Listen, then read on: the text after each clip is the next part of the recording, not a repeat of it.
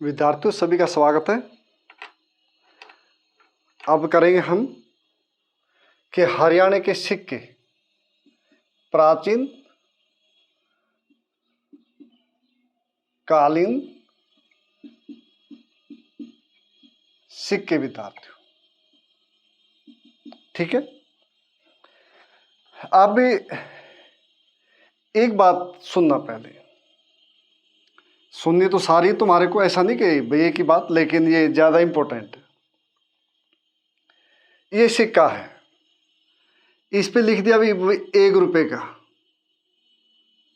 Clear है। और इस पे यहां लिख दिया भारत,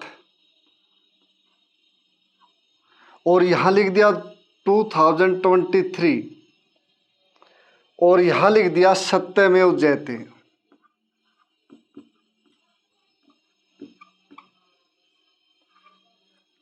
और यहां कोई और चित्र बना दिया,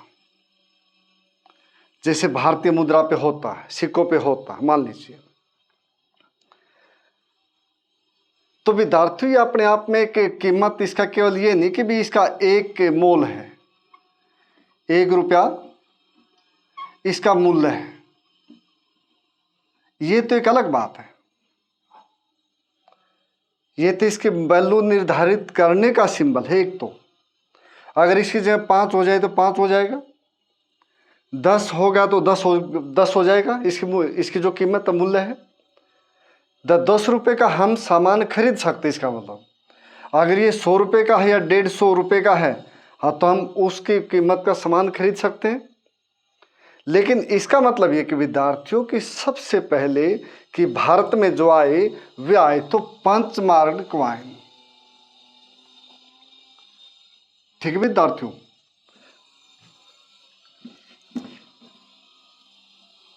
5 मार्क कॉइन, जिसकी हिंदी होगी आहत सिक्के, इसकी हिंदी ये होगी। ये कहता कि भाई आपने ये कर दिया, आपने ये कर दिया, आपने ये कर दिया, आपने ये भी कर दिया, आपने ये भी कर दिया, कुछ भी मान लीजिए, ये कर दिया कि ये सारे के सारे सिक्के हैं। एक कोई विशेष स्टैंडर्डाइजेशन नहीं है। ये कहते हैं आहत सिक्का मतलब है कि यहाँ पे आपने पंच कर दिया, एक जैसे पंच करना होता ना मशीन से, कि आपने जो धातु का जो टुकड़ा है, ये धातु का टुकड़ा आपने इसको पंच कर दिया विद्यार्थियों। इसका मतलब ये कह रहा है कि ये 5 मार्क कॉइन यहां है, इसलिए कहा गया। और ध्यान रखना कि भारत में जनरल नॉलेज के लिए वैसे भी कि 5वीं शताब्दी में, सेंचुरी BC, सबसे पहले कहाँ आए? बिहार में, और बच्चों ईस्टर्न उत्तर प्रदेश में, पूर्वी उत्तर प्रदेश में आए थे 6वीं और 5वीं शताब्दी में। ये ध्यान रखना, 6वीं और 5वीं शताब्दी में सबसे पहले सिक्के 5 मार्क कॉइन आहत सिक्के बिहार और पूर्वी उत्तर प्रदेश में आए थे, ठीक है। तो ये ध्यान रखना। तो इसलिए इनको एक तरह से पंच कर दिया, इस पे कोई भी निशान मार दिया, इस पे ये मार दिया, इस पे ये मार दिया, इस पे ये मार दिया, इस पे कुछ ही मार दिया, मोर बना दिया, स्पैरो बना दी, कुछ ही मान लीजिए, इसके अंदर कर दी। जो निशान हो गए ना, यही निशान है, यही इनको पंच कर दिया। इसका मतलब निशान लगा दिए। तो ये चले थे 6वीं और 5वीं शताब्दी ईस्वी में, क्लियर। लेकिन सबसे पहले जो एक स्टैंडर्डाइजेशन,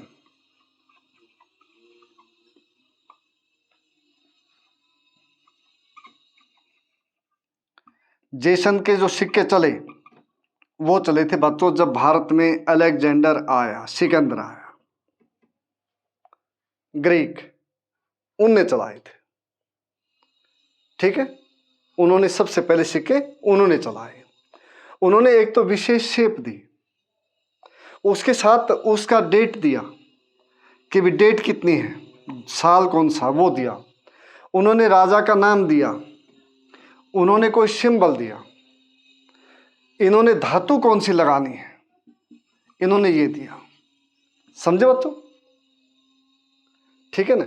अगर ये मान लीजिए जैसे मैंने बताया ये सोने का बना हुआ है, सोने का सिक्का है, तो इसका मतलब ये है विद्यार्थियों कि भाई उस समय में इसकी राज्य की स्थिति, आर्थिक स्थिति अच्छी थी। अगर ये चांदी की इसमें मिक्सिंग कर दी, मिश्रण कर दिया इसमें, तो इसका मतलब इकोनॉमिक कंडीशन डाउन हो गई। अगर चांदी का ला दिया तो और डाउन हो गई, तांबे का ला दिया तो और डाउन हो गई। ये राज्य की अर्थव्यवस्था को दिखाते ये सिक्के, ये ध्यान रखो। इसलिए ये नहीं कि अपने आप में ये केवल कीमत है, ये केवल मूल्य के हैं कि इसके बदले हम केवल सामान खरीदते, नहीं, बहुत मतलब चीज़ें इसके पीछे छुपी हुई हैं। कि भी जैसे समुद्रगुप्त ने यज्ञ के टाइप सिक्के निकाले, जैसे उसने वीणा को हाथ में लेकर निकाला, ठीक है। हाँ, तो ये बहुत कुछ कहते सिक्के। इसलिए ध्यान रखना कि सिक्के का केवल ये नहीं कि उसका कीमत हम सामान खरीद सकते हैं, उसके साथ साथ तो जो राज्य है, धर्म है, राजनीतिक जीवन है, उसके बारे में भी बहुत कुछ बताते हैं। ठीक है, तो ये ध्यान रखो बच्चों। तो पंचमार्ग कॉइन सबसे पहले बिहार और वेस्टर्न उत्तर प्रदेश।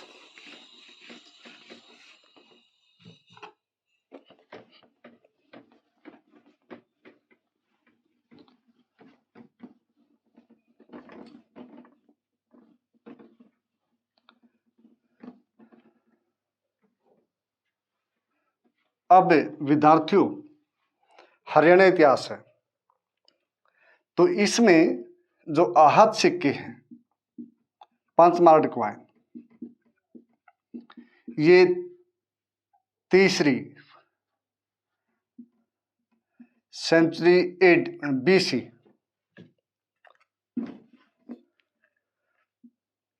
से लेकर के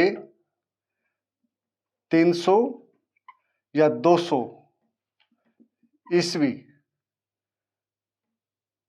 AD तक, ईस्वी तक, इसका मतलब ये है।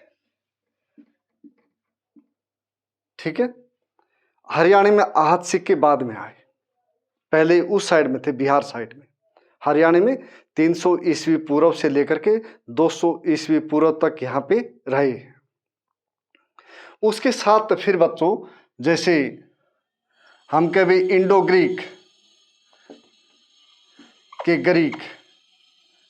इंडो ग्रीक शासक के, ग्रीक के जो शासक थे उन्होंने किए शुरू, कनिष्क, गुप्त, हर्षवर्धन, प्रतिहार, चौहान, इनके भी सिक्के रहे बच्चों। ठीक है, इनके भी सिक्के रहे यहाँ पे। खोखरा कोट रोहतक के आसपास, रोहतक में, नौरंगपुर, नौरंगाबाद, पूर्णी बच्चों, भिवानी में, यहाँ से मिले ये सिक्के। ठीक है, यहाँ से सिक्के मिले हैं। इसके साथ साथ जो कनिष्क के सिक्के भी मिले यहाँ से, इंडो ग्रीक के साथ साथ यहाँ पे सिक्के ये भी मिले कि नौरंगपुर में और खोखरा कोट में। इसके साथ जो कनिष्क के सिक्के हैं झज्जर, ठीक है, झज्जर में गुरुकुल है और एक सिक्कों का संग्रहालय भी बच्चों। हिसार, हास्य, रेवाड़ी, हिसार, हास्य, रेवाड़ी, यहां से मिले विद्यार्थियों। ठीक है, कि भी कौन कौन सी जगह से या किस स्थान पे एक नाम अलग दे दिया, और भी कहां से ये सिक्के मिले या कहां से ये सिक्के नहीं मिले, तो फिर इस प्रकार आएगा। अब यहाँ पे बच्चों 3 जातियां, कौन सी 3, मतलब एक तरह से हम कि रिपब्लिक टाइप से, एक तो योद्धे, ठीक है, एक कुनिद, एक अगर, ठीक है, ये 3 जातियों ने भी हरियाणा का जो हिस्सा था उसके ऊपर राज किया है। अगर से तो फिर लगा कि भी अग्रोहा हिसार में कि उनका केंद्र वही रहा होगा, क्योंकि यहाँ सिक्के मिले और वे उनके कुछ अवशेष मिले यहाँ पे। बरवाड़ा और नौरंगाबाद, नौरंगाबाद प्रमुख है बच्चों भिवानी के पास, इसके बाद बरवाड़ा। ठीक है, अगर जो जाति थी जनजाति थी एक रिपब्लिक टाइप था कि अग्रवा से मिले, बरवाड़ा से मिले और नौरंगाबाद से मिले। अग्रो के उसके जो कुनिद है ये उस साइड में करनाल की साइड में। कुनिद कौन सी जगह पे बच्चों? करनाल, बूढ़िया, ठीक है, उसी साइड में ये जो पानीपत से आगे ना उसी साइड में जगाधरी और सुग, जगाधरी और बच्चों सुग, तो 4 जगह से कुनिदों के सिक्के मिले। योद्धों की जो प्रमुख स्थान रहा ये रहा बच्चों, एक तो खोखराकोट, एक नौरंगाबाद, ये प्रमुख स्थान रहा इनके जो सिक्के मिले। उसके साथ साथ झज्जर से मिले उनके और रोहतक से मिले। एक स्थान है मोहनबाड़ी, मोहनबाड़ी, जहां से भी सिक्के मिले इनके योद्धों के। तो इस प्रकार जो सिक्कों का जो प्रसारण है वो ये दिखाते हैं कि भी इनका साम्राज्य वहां तक फैला हुआ है। इसके बारे में ये मतलब दिखाते हैं कि इनका साम्राज्य वहां तक फैला हुआ है। मान लो यहाँ दिल्ली है, आधुनिक समय तो अलग बात से, ये देवगिरी हो गई, ये केरला हो गया, ये हिस्सा राजस्थान हो गया, और ये बिहार हो गया, और ये जम्मू कश्मीर हो गया। अगर सिक्के सब जगह एक समान मिलते हैं तो इसका मतलब राजा का शासन इतने क्षेत्र में फैला हुआ था, इसका मतलब ये है। ठीक है, इसका मतलब क्षेत्र उस समय में वहां पे फैला हुआ था। अब यहाँ पे सबसे जो प्रमुख है वो मिथाथल के भी समुद्रगुप्त, गुप्त साम्राज्य बच्चों, मिथाथल बच्चों और अग्रोहा, भारतीय अलेक्जेंडर भी कहते हैं समुद्रगुप्त को। अग्रोहा और मिथाथल, यहां से समुद्रगुप्त के सिक्के मिले हैं, ये हरियाणा में है। चंद्रगुप्त जो है उसके सिक्के मिले खोखराकोट से, और भाई ये नौरंगाबाद से, वहां से उसके सिक्के मिले। ठीक है, तो इसलिए ध्यान रखो कि भाई जो स्थान है ना उनको मत भूलो। और एक बार जैसे राजा का नाम लिखा या वंश का नाम लिखा जैसे मैंने बताया, उसके बाद उसके स्थान लिख लो। अब जैसे हर्षवर्धन है, हर्षवर्धन के सोनीपत है उससे मिले हैं, कुरुक्षेत्र पास से मिले हैं सिक्के मिले हैं। प्रत्याहार है वो पेहवा है उसके पास से मिले हैं। प्रत्याहारों की जो सांचा बनाने की सिक्के बना सांचा बनाने की वो जो माजरा है भौर उससे मिले हैं। सांचा बना सिक्कों का सांचा, सिक्के बनाने जो सांचा वहाँ से मिले हैं। चौहानों के भी सिक्के मिले हैं। इसके साथ साथ जो खोखराकोट है इससे भी योद्धों के सांचा बनाने के सिक्कों का सांचा मिला है। ठीक है ना, तो गुप्तों का भी सांचा मिला है यहाँ पे हरियाणा में। इस प्रकार विद्यार्थियों के नाम लिखो, या तो वंश का नाम लिख लो या राजा का नाम लिख लो, उसके बाद फिर स्थान लिख लो आगे, फिर आसानी रहेगी करने में। ठीक है, क्योंकि बच्चों कोई भी प्रश्न पूछा जा सकता है, चाहे कॉलेज हो, चाहे यूनिवर्सिटी हो, चाहे कंपटीशन टेस्ट हो। ठीक है, कि समुद्रगुप्त के सिक्के हरियाणा में कहाँ से मिले, कि मिथाथल है, अग्रवा है। ठीक है, कि अग्रवा का प्रमुख स्थान कहाँ था, कि अग्रवा था। कि भाई योद्धा उनका प्रमुख स्थान कहाँ था, कि नौरंगाबाद था और खोखराकोट था। ठीक है, इसलिए कंफ्यूजन मत हो, एक जो आप उचित समझो जिसको उसके अनुसार निकालो, एक टेबल सी बनाओ उसके आगे लिख दो। चाहे आपके पास टेक्स्ट बुक है उसमें से भी लिखो या दूसरी बुक उससे लिखो, उसके बाद फिर उसका मिलान करो, वह आसानी रहेगी याद करने में भी और भाई क्रॉस चेकिंग के लिए भी। ठीक है, तो धन्यवाद विद्यार्थियों।